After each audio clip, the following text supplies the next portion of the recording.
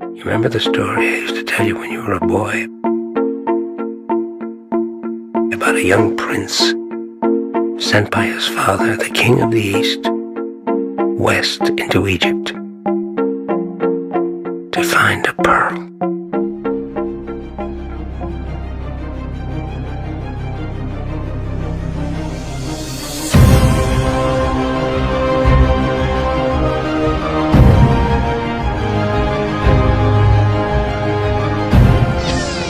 So previously, I took the Hymn of the Pearl, which is a Gnostic poem, and then I made it into a cartoon in my video, The Hymn of the Pearl Explained. And then I offer up a Jungian interpretation of the poem by Dr. Edward Edinger, who many consider to be the 20th century's leading Jungian analyst. So Carl Jung was arguably Sigmund Freud's greatest student until they split, and Jung created the field of analytical psychology. One thing they disagreed on was what myth is man's central myth. So Freud believed it was the myth of Oedipus, which is a failed hero's myth, whereas Jung believed it should be a successful hero myth. Which brings up a point that I did not discuss in my initial video about the poem, and that is, if archetypal storytelling is being used to explain complex concepts beyond our senses, then how you tell that story is very important.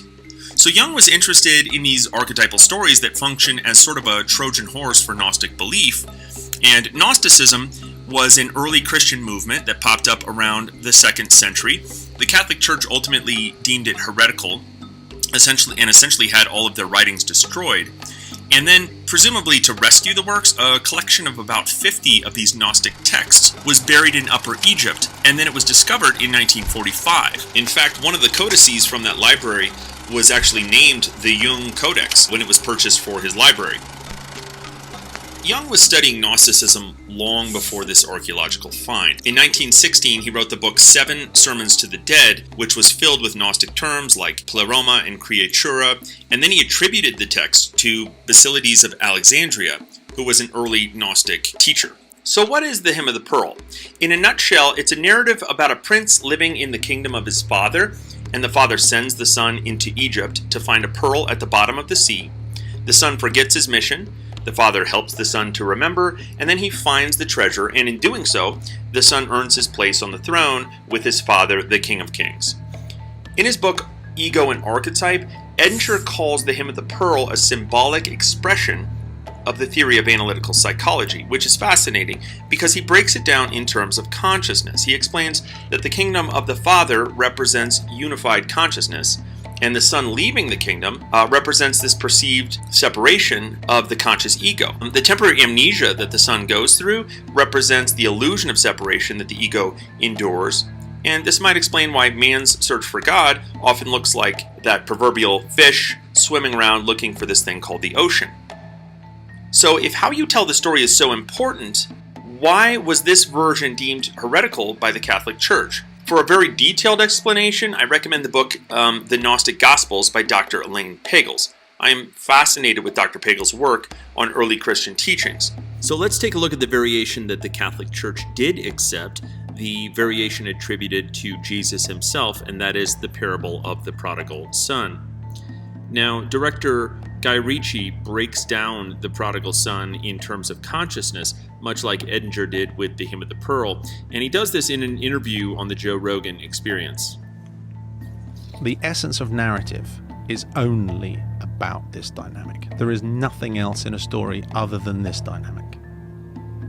Who you truly are, your significant, real self. That's it. That's all there is. You tell me a story that we engaged in, that's famous, that's not about this journey. I'll give you an example. The Prodigal Son. So in the parable of the Prodigal Son, there's a father, and he has 2 boys, and the younger boy says, I don't want to wait until you're passing to receive my inheritance. I want to receive my inheritance now. So the boy takes the money, he leaves his family, and he proceeds to blow his wealth on wine, women, and song. And he finds himself penniless and at rock bottom, and he's scraping by feeding pigs, and he's debating eating the food meant for the pigs, and he thinks, my father's servants eat better than this. I really should return home. And upon this thought, he then returns to his father, who welcomes him back with open arms. The father then says, kill the fatted calf, bring him robes, put rings on his fingers. But the older boy who stayed with the father sees all this and is like, oh, hell no. This son abandoned you and you throw a party for him. But the father says he was lost and now he is found.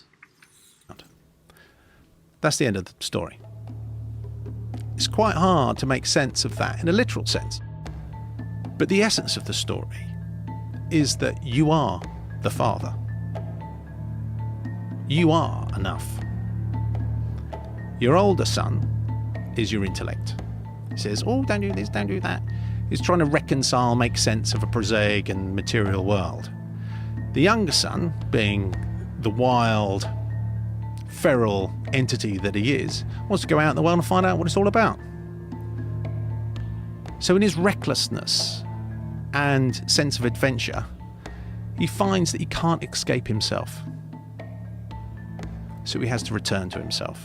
And at which point, he has to accept who he is. At which point, the intellect is left out of the equation pretty much as the older brother, because he can't understand the significance of the journey of the wasteful brother.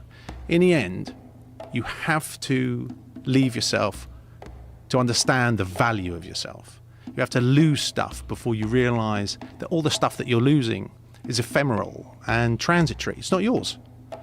You're enough, you're always enough, but you've got to somehow prostitute yourself before you realize your own value. That is the essence of all stories. I want to just point out the very first variation that occurs in this type of story, and that is how and why the son leaves the father. There are three variations of this story. I'm sure there are many more, but there are three main variations that stand out to me. And I call these the homework assignment, the wayward son, and the loving surrender. Now, the hymn of the pearl falls under the category of the homework assignment, probably the most rare variation. And this is the idea that the father sends the boy away from his kingdom on a mission where he needs him to find something or achieve something. A contemporary example would be Paulo Coelho's The Alchemist. In that story, the priest king Melchizedek sends the boy into Egypt to find a treasure exactly like the hymn of the pearl. And I would call this a Gnostic way of telling the story, as it suggests that there is something that an individual can do to secure their place in the kingdom of the Father. Next is the variation I call the Wayward Son, a more prevalent variation, where the son leaves the kingdom of the Father as a consequence of poor decision-making. A contemporary example would be the Disney film The Lion King. In that one, the king tells the son that he can rule over all that the light touches, but he must never enter the shadow. The son then immediately goes into the shadow and sets into motion the death of the father and the son leaving the kingdom of the Father. Now, this is a very Judeo-Christian way of telling the story, because we see this in Adam and Eve's choices, resulting in them being cast out of the Garden of Paradise. And again, we see this when Jesus tells the parable of the Prodigal Son and how his choice led to his separation from the Father. And this variation introduces the concept of free will, and it suggests that the kingdom is not earned, but rather the Son's homecoming is a product of pure grace. The third version I call the loving surrender. In this version, the Father doesn't want the Son to leave his kingdom, and the Son doesn't want to leave, but so that he can live, the Father lets him go. A modern version would be the story of Superman. Their homeworld, Krypton, is going to be destroyed, so the Father allows his Son to come down to earth so that he might live. This version can be found in the Torah, the Bible, and the Quran in the story of Moses' mother floating him down the river Nile in a basket to save his life.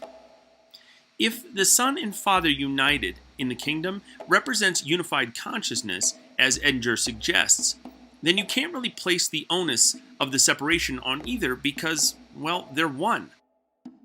And that's just the very first detail in a story like this. So you can see how theologians and scholars who see an esoteric wisdom in these poems, parables, and historical events would be so passionate about how we should go about telling them and retelling them.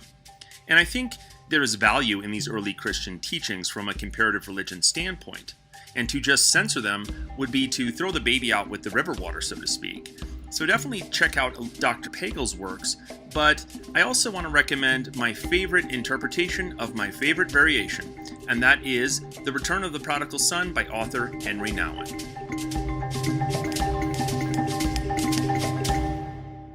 So once again, thank you for letting me share my thoughts on this subject.